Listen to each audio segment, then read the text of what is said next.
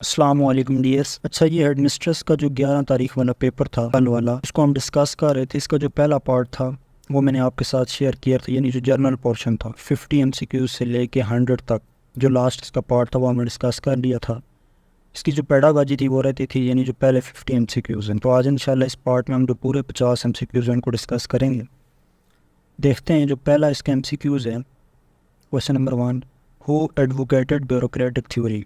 यानी ये जो ब्यूरोक्रेटिक थ्योरी का ये कह रहा है किसने दी थी। अब ये आपको पता है जो ब्यूरोक्रेटिक थ्योरी है ये मैनेजमेंट की एक थ्योरी है कि जिसमें जो कोई भी जो ऑर्गेनाइजेशन है, कोई भी जो इंस्टीट्यूशन है, कोई इदारा है, उसके अंदर जो स्टाफ हैं, ये जो बाकी चीज़ें हैं, उसको मैनेज कैसे करना है, तो उसके बारे में ये थ्योरी दी थी। और ये थ्योरी दी थी किसने? मैक्स वेबर ने। यानी जो ब्यूरोक्रेटिक थ्योरी थी ये किसने एडवोकेट की थी? Max weber. क्वेश्चन नंबर 2 है, a supervisor is one who. यानी सुपरवाइज़र वो होता है जनरल, अगर आप देखें, जो गाइड करता है, जो मोटिवेट करता है, जो चेक एंड बैलेंस रखता है। तो अगर आप देखें बाकी जो ऑप्शंस भी देख लें सब, अगर हम देखें provides friendly help, inspect classrooms, give directions, criticise the teaching method. अब सुपरवाइज़र की अगर बात करें तो ऑलमोस्ट ये सारे काम वो कर ही रहा है, ठीक है। लेकिन इन सब में से ज़्यादा जो अप्रोप्रिएट अगर देखा जाए सुपरवाइज़र वो है प्रोवाइड्स फ्रेंडली हेल्प। यानी जो फ्रेंडली जो है हेल्प करे, हेल्प प्रोवाइड करे, जो उसके आप ये कहने साथ चलने वाले लोग हैं, जो रिसर्चर्स हैं या जिनको वो डील कर रहा है, ठीक है। तो यानी सुपरवाइज़र की बेस्ट प्रॉपर्टी या बेस्ट करेक्टरिस्टिक्स ये है कि वो फ्रेंडली हेल्प प्रोवाइड कर। क्वेश्चन नंबर 3 है, लीडरशिप इज़ द एबिलिटी। अब जो लीडर होता है, जो किसी भी ऑर्गेनाइजेशन को, किसी भी अदारे को, किसी भी इंस्टीट्यूट को लीड कर रहा होता है, उसकी लीडरशिप की अगर बात करें तो वो बेसिकली क्या होता है, यानी उसकी लीडरशिप क्या एबिलिटी होती है? To influence, to motivate, to achieve organisational goal. अगर आप देखें जो लीडरशिप है या लीडर है वो इन्फ्लुएंस भी कर रहा होता है, वो मोटिवेट भी कर रहा था जो उसकी टीम है उसको, ताकि जो सर्टन गोल्स हैं उसके अदारे की, उसकी ऑर्गेनाइजेशंस के, वो अचीव कर सके। तो मतलब ये तीनों काम एक लीडरशिप में आते हैं। तो मतलब हम कह सकते हैं ऑल ऑफ द अबव जो है वो ट्रू। क्वेश्चन नंबर 4 है, execution of plans and decisions is the part of. अब अगर आप देखें जो ऑप्शंस हैं, प्लानिंग, ऑर्गेनाइजिंग, कमांडिंग, कोऑर्डिनेटिंग। अब प्लानिंग में ये है कि आप प्लान करते हैं कोई भी जो काम करना हो ऑर्गेनाइजेशन का, इंस्टीट्यूशन का। ऑर्गेनाइज ये है कि मुख्तलिफ जो लोग होते हैं उनको ऑर्गेनाइज़ करना है कि किसने कौन सा काम करना है। कमांडिंग एग्जैक्ट वो वाली चीज़ है, आप ये कह लें कि जिसके थ्रू कोई भी जो प्लान्स आपने बनाए होते हैं, कोई भी प्लान ऑर्गेनाइज़ किए होते हैं, उनको एग्जीक्यूट किया जाता है, या कोई भी जो डिसीजन है वो लिया जाता है। तो ये किसके अंडर आता है? Under the part of commanding. Question number 5 है, स्टाफ डेवलपमेंट मीन्स। अब देखें जब स्टाफ हायर कर लिया जाता है किसी भी इंस्टीट्यूशन के अंदर, किसी भी ऑर्गेनाइजेशन के अंदर, तो फिर उस ऑर्गेनाइजेशन का ये काम होता है कि वो जो स्टाफ है उसकी फ़र्दर डेवलपमेंट की जाती है। डेवलपमेंट का मतलब ये है कि उस स्टाफ को ट्रेन किया जाता है, उस स्टाफ को मज़ीद जो है वो अपने अदारे को, अपनी इंस्टीट्यूशन को, अपनी ऑर्गेनाइजेशन को बेहतर करने के लिए उसको ट्रेनिंग प्रोसेस से गुजारा जाता है। तो वो कहलाता है स्टाफ डेवलपमेंट। यानी स्टाफ हायरिंग होगी, स्टाफ रिक्रूटिंग होगी, तो रिक्रूटिंग के बाद उसकी क्या होती है? डेवलपमेंट। तो that is training of the staff. Question number 6 है, curriculum presents instructional material stated by. कि ये किसने कहा कि जो कुरिकुलम है बेसिकली वो जो इंस्ट्रक्शनल मटेरियल है वो प्रेजेंट करता है। यानी कुरिकुलम जो है वो बेसिकली जो इंस्ट्रक्शन मटेरियल है उसका नाम है, या वो उसको आप कह सकते हैं। तो ये किसने कहा? ये स्मिथ ने ये डेफिनेशन दी थी कुरिकुलम। क्वेश्चन नंबर 7 है, educational policy that give equal weight to technical education and general education या जनरल साइंस।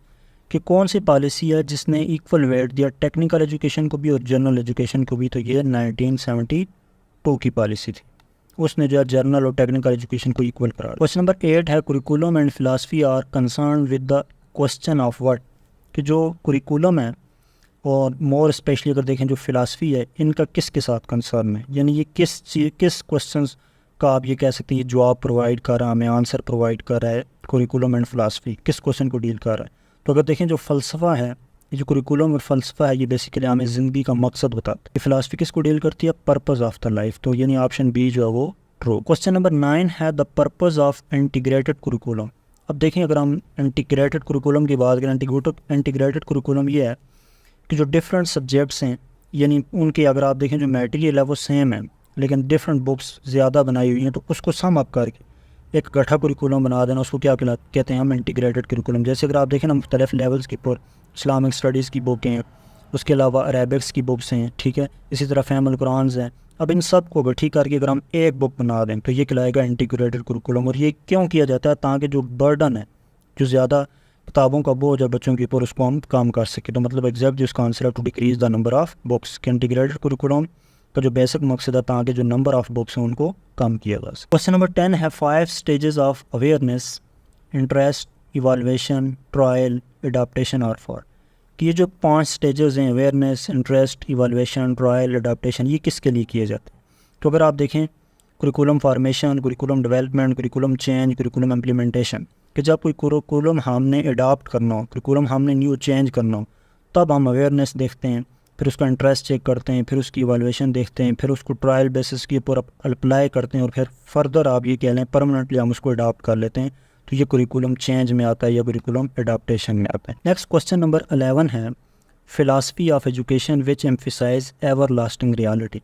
यानी ये कौन सी फ़िलासफ़ी है जो ये कहती है कि हकीकत जो है वो कभी ख़त्म नहीं होती, या ये कह लें हकीकत हमेशा जो है वो रहती है, वो कभी तब्दील नहीं हो सकती। ये कौन सी फ़िलासफ़ी ये बताती है? तो ये पेरेनलिज़म जो है फ़िलासफ़ी ये बताती है कि हकीकत हमेशा जो है वो हकीकत रहती है, वो कभी तब्दील नहीं हो सकती, यानी reality is everlasting. Question number 12 है idealism rests on the idea of. जो आइडियलिज़म फ़िलासफ़ी है तो ये बेसिकली जो प्लेटो है उसके आइडिया के ऊपर रेस्ट करती है, ये उसने कंसेप्ट दिया था। क्वेश्चन नंबर 13 है seeking expert opinion is a source of knowledge. कि आप किसी एक्सपर्ट से जो उसकी माहिराना राय लेते हैं तो इसको आप किस तरह का सोर्स ऑफ नॉलेज कहेंगे? तो ये बेसिकली अथॉरिटी कहलाए। यानी जब आप किसी माहिर आदमी से कोई राय लेते हैं, कोई उसका ओपिनियन आप जो है वो तलाश करते हैं, तो ये उसकी क्या कहलाती है? अथॉरिटी कहलाती है। क्वेश्चन नंबर 14 है philosophy and education are the two sides of same coin. कि जो फ़िलासफ़ी और एजुकेशन आप ये कह लेंगे ये दोनों एक ही काइन की, एक ही सिक्के के दो हिस्से हैं, दो रुख हैं, या दोनों एक दूसरे के साथ इनका रिलेशनशिप है, दोनों एक दूसरे के साथ लाजम और मलज़ूम है। ठीक है, तो ये किसने कहा था? तो ये रोस ने कहा था कि philosophy and education are the two sides of the same का। क्वेश्चन नंबर 15 है the literal meaning of philosophy. की जो वर्ड फ़िलासफ़ी है इसका लिटरल मीनिंग आप सबको पता है कि ये लव ऑफ विजडम को फ़िलासफ़ी का नाम दिया जाता है। क्वेश्चन नंबर 16 है mental development reach at its climax during. कि जो मेंटल डेवलपमेंट है वो आप ये कह लें क्लाइमेक्स पे चली जाती है, या आप ये कह लें वो तब जो मेंटली जो है वो बच्चा सोचना शुरू हो जाता है, उसको समझ बूझ आ जाती है। तो ऐसा कौन सा स्टेज में होता है? सेंसरी स्टेज में, प्री ऑपरेशनल में, कंक्रीट स्टेज में, फॉर्मल ऑपरेशनल स्टेज में। तो आपको पता है ये जो पियाजे की थ्योरी थी उसमें ये स्टेजेस थे, और तकरीबन जो फार्मल ऑपरेशनल स्टेज है ये वो वाला स्टेज है, यानी आप ये कह लें बच्चे के 12 या 13 साल के बाद जो है उसकी मेंटल डेवलपमेंट जो है वो क्लाइमेक्स के ऊपर होती है और वो समझ बूझ रखता है। ठीक है, तो ये वाला स्टेज जो आप ये कह लें कि जिसमें उसकी मेंटल डेवलपमेंट जो है वो क्लाइमेक्स पे होती है। क्वेश्चन नंबर 17 है try to understand something new by fitting it what is already known is. कि अगर कोई बंदा कोई पहले से कोई चीज़ अगर उसको पता है, उसके बारे में वो नॉलेज रख रहा है, तो उसी के साथ जो न्यू चीज़ें हैं उनको भी वो फिट करने की कोशिश करता है, उनको अडॉप्ट करता है, उनको सीखता है पुरानी चीज़ों के साथ साथ। तो ये वाली प्रॉपर्टी क्या कहलाती है? तो ये क्या कहलाता है? एजिमुलेशन। कि पुराने नॉलेज के होते हुए न्यू नॉलेज को भी जो है वो उसके साथ शामिल करना, तो ये क्या कहलाता है? एजिमुलेशन कहलाता है।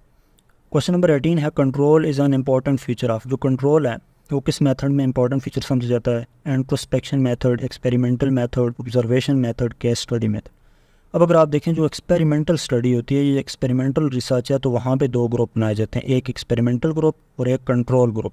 तो मतलब हम कह सकते हैं जो कंट्रोल ग्रुप है ये बेसिकली इंपॉर्टेंट पार्ट है इसका एक्सपेरिमेंटल में। क्वेश्चन नंबर 19 है जीन पियाजे वाज बॉर्न इन।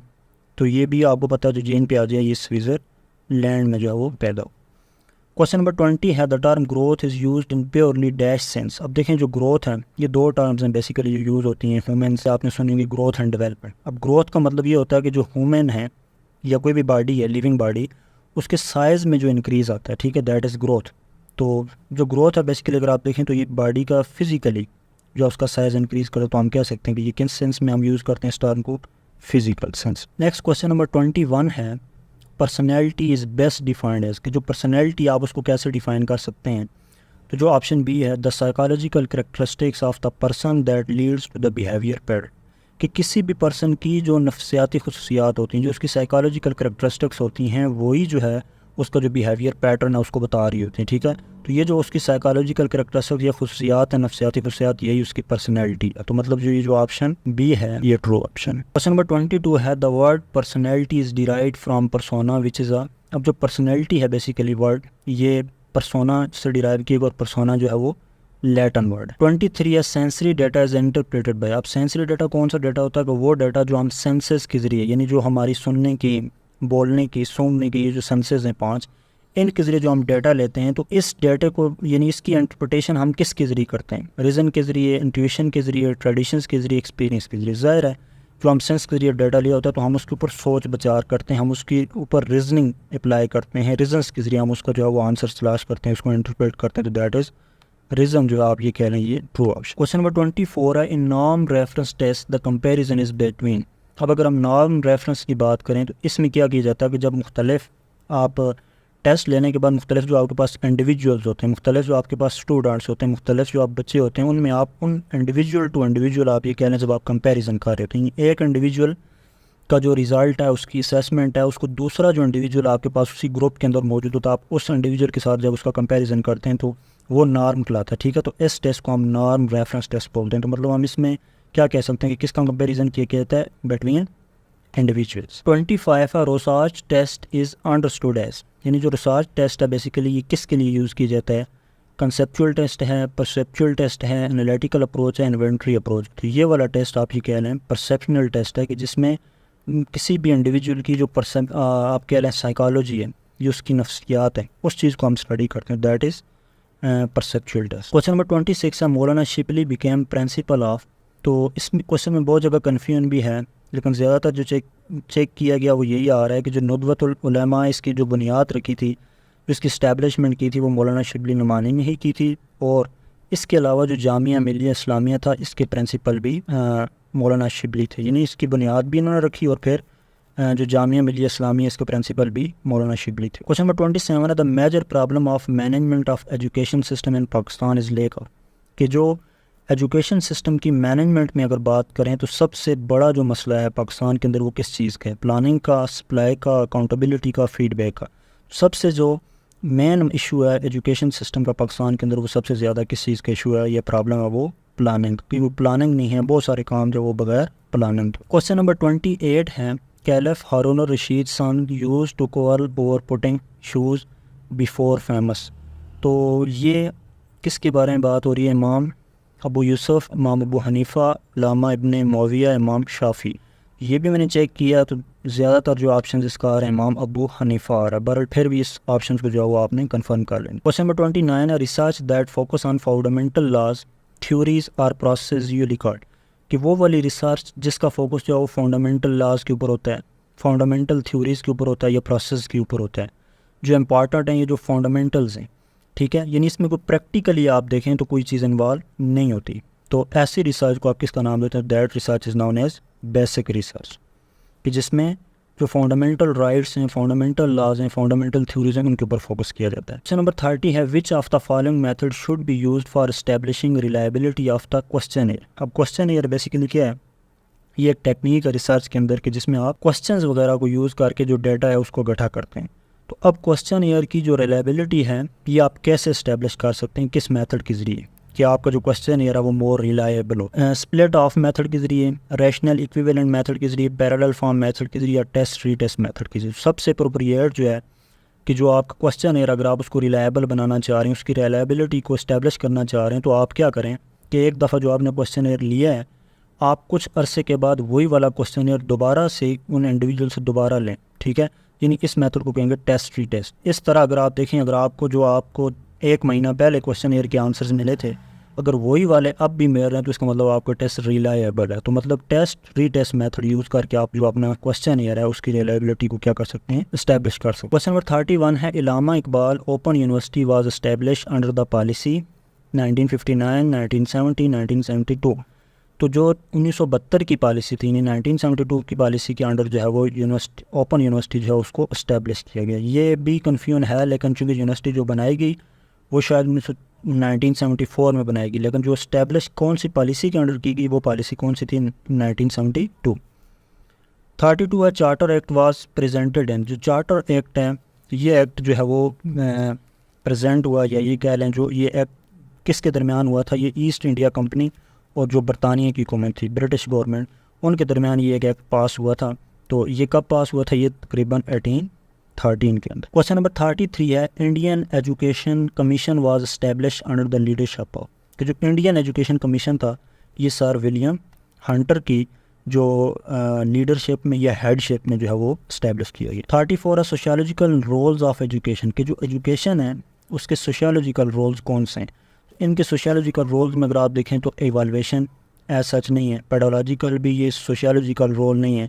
इसी तरह अगर आप देखें इन ऑप्शन में भी जो है वो पेडोलॉजिकल है, तो ये इसका रोल नहीं है। लेकिन इन तीन की बात करें, कंजर्वेटिव बिल्कुल है कि ये भी आप ये कह लें सोशियोलॉजिकल रोल है, कि एजुकेशन का जो मकसद है वो यही है कि जो डिफरेंट किस्म की आप ये कह लें जो कल्चर है, जो रवायात हैं, उनको कंजर्व किया जा सके, उनको मेंटेन किया जा सके। फिर उसके ऊपर क्रिटिकल जो है ये भी इसका आप एजुकेशन का आप कह सकते हैं सोशियोलॉजिकल रोल है, जो तनकीदी जायज़ है।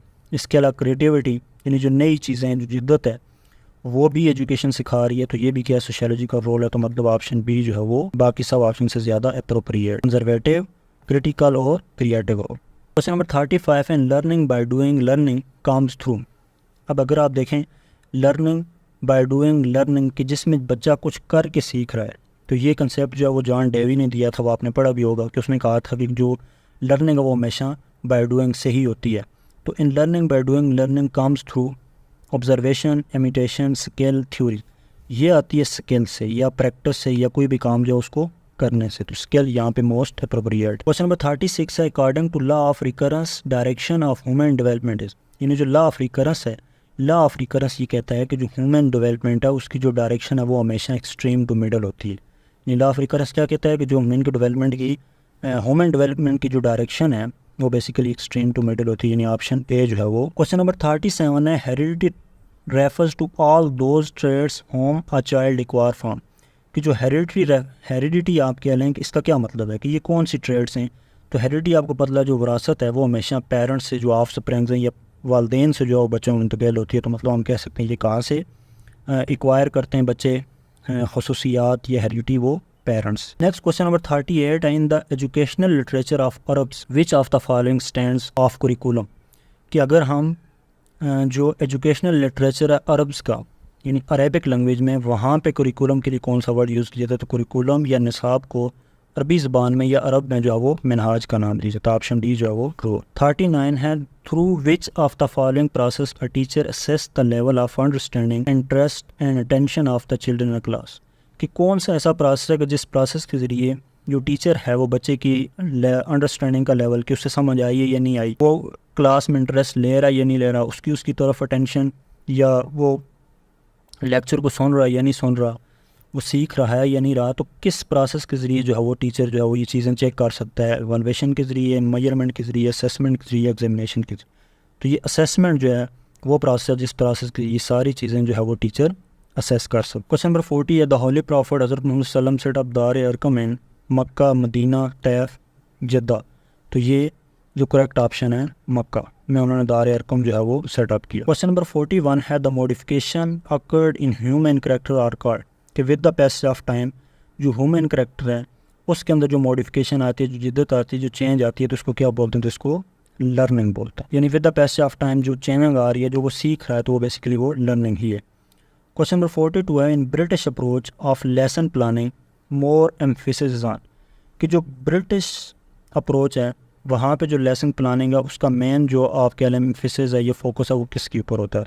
तो ब्रिटिश अप्रोच के अंदर जो लेसन प्लानिंग में मेन फोकस होता है वो बेसिकली दोनों के ऊपर होता है, एक तो टीचर के ऊपर और दूसरा कंटेंट प्रेजेंटेशन, यानी कंटेंट्स भी वहाँ पे लेसन प्लानिंग में फोकस किया जाता है और प्लस टीचर को भी फोकस किया जाता है। क्वेश्चन नंबर 43 है, which is not the mode of CI है कंप्यूटर असिस्टेड इंस्ट्रक्शन जो है, यानी कंप्यूटर को यूज़ करके जो आप इंस्ट्रक्शन करते हैं, जो टीचिंग करते हैं, कौन सा मोड जो है वो कंप्यूटर असिस्टेड नहीं है। Question mode, tutorial mode, drill mode, simulation mode. अगर आप देखें इन चारों में ट्यूटोरियल मोड भी यानी यूज़ किया जाता है कंप्यूटर को यूज़ करते हुए, फिर ड्रिल मोड की बार बार प्रैक्टिस भी करवाई जाती है।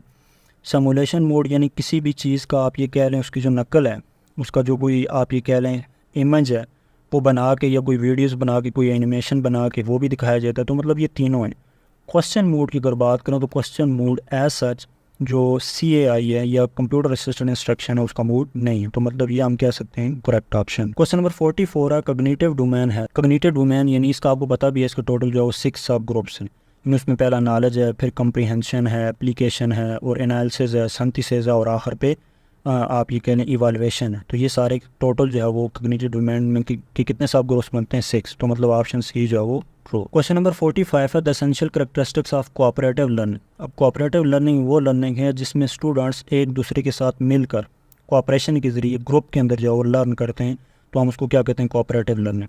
Affective learning, positive interdependence, cooperation, division of labour. अगर देखा जाए यहाँ पे कोऑपरेशन भी ठीक ऑप्शन है और पॉजिटिव इंटरडिपेंडेंस भी ठीक है, लेकिन ज़्यादा अप्रोप्रिएट अगर आप देखें तो वो पॉजिटिव इंटरडिपेंडेंस है कि पॉजिटिवली जो कोऑपरेटिव लर्निंग है उसमें जो स्टूडेंट्स हैं वो एक दूसरे के ऊपर आप डिपेंडेंस कर रहे होते हैं, एक दूसरे के साथ मिल के चल रहे होते हैं, कोऑपरेशन के साथ चल रहे होते हैं, मिल के सीख रहे होते हैं, तो दैट इज़ कोऑपरेटिव लर्निंग। और बेस्ट जो है वो यहाँ पे क्या है पॉजिटिव इंटरडिपेंडेंस। क्वेश्चन नंबर 46 है teaching of tolerance is threshold of.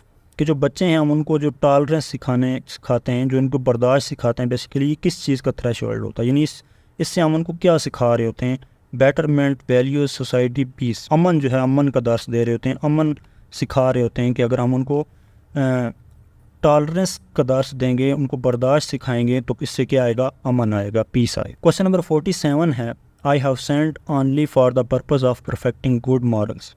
कि मुझे सिर्फ इसलिए भेजा गया ताकि मैं जो अच्छे अखलाक हैं, अच्छी आदत हैं, उनकी तकमील कर सकूं। तो ये किसने कहा था, तो आपको पता है ये एक मशहूर सेंग हज़रत मोहम्मद सल्लल्लाहु अलैहि वसल्लम की, कि उन्होंने ये कहा था कि मुझे अखलाकियात या अखलाक की जो है वो तकमील के लिए भेजा गया है। तो ये करेक्ट ऑप्शन कौन सा है, हज़रत मोहम्मद सल्लल्लाहु अलैहि वसल्लम। क्वेश्चन नंबर 48 है in service teacher training programme is are conducted. कि जो सर्विस के अंदर यानी जो टीचर्स हैं, जो गवर्नमेंट टीचर्स हैं या किसी भी इदारे के, ठीक है, या आप ये कह लें ज़रा सर्विस जब स्टार्ट हो जाती है उस वक्त इन सर्विस टीचर जो ट्रेनिंग प्रोग्राम्स लॉन्च किए जाते हैं वो क्यों किए जाते हैं, for capacity building of teachers, to make them busy, to use funds, to make them set discipline. तो अगर आप देखें जो इन सर्विस टीचिंग प्रोग्राम है वो इसीलिए लॉन्च किया जाता है ताकि टीचर्स की जो एबिलिटी है, टीचर्स की जो कैपेसिटी है, टीचर्स की आप ये कह लें जो सलाहियत है उसको मज़ीद निखारा जाए, ठीक है। तो कैपेसिटी बिल्डिंग के लिए जो है वो in service teacher training programme जो है वो कंडक्ट किया जाता है। क्वेश्चन नंबर 49 है इन पोस्ट और CO स्टैंड्स फॉर, ठीक है। तो कि CO जो है वो इस पूरे इन स्टेजेस में किसके लिए स्टैंड किया जाता है, cooperation, collection, coordinating, correlation, coordinating. आखिरी क्वेश्चन है question number 50 the degree to which organisational resources contribute to productivity is. कि कोई भी अदारा कितने रिसोर्स जो है वो यूज़ कर रहा है, अप्लाई कर रहा है प्रोडक्टिविटी के लिए, या आप ये कह लें फंक्शनैलिटी के लिए, कि कोई अदारा कितना मतलब अपने सोर्सेज को यूज़ करके वो अपने अदारे की बेहतरी के लिए या अपने अदारे को फंक्शनल बना रहा है, तो ये उसका क्या कहलाती है, यानी कितनी हद तक वो रिसोर्सेज को यूज़ कर रहा है या कितना वो अदारा फंक्शन कर रहा है, वो काम कर रहा है, वो कोशिश कर रहा है, तो ये उसकी एफिशिएंसी कहलाती है। तो ये 50 MCQs थे जो हेडमिस्ट्रेस का पेपर था उसके, तो मैंने ये कंप्लीट आपके साथ सॉल्व कर लिए हैं। इसके बाद यानी जो 51 से लेके 100 तक जो MCQs हैं वो मैं पहले ही सॉल्व करके आपके साथ शेयर कर चुका हूँ, वो वीडियो ऑलरेडी अपलोडेड है, वो आप देखना चाहें तो वो आप जाके देख सकते हैं। यानी पहले पार्ट में जो है 51 से 100 तक वो ऑलरेडी सॉल्व हैं और ये वाला पोर्शन भी हमने कंप्लीट सॉल्व कर लिया। अल्लाह हाफ़िज़।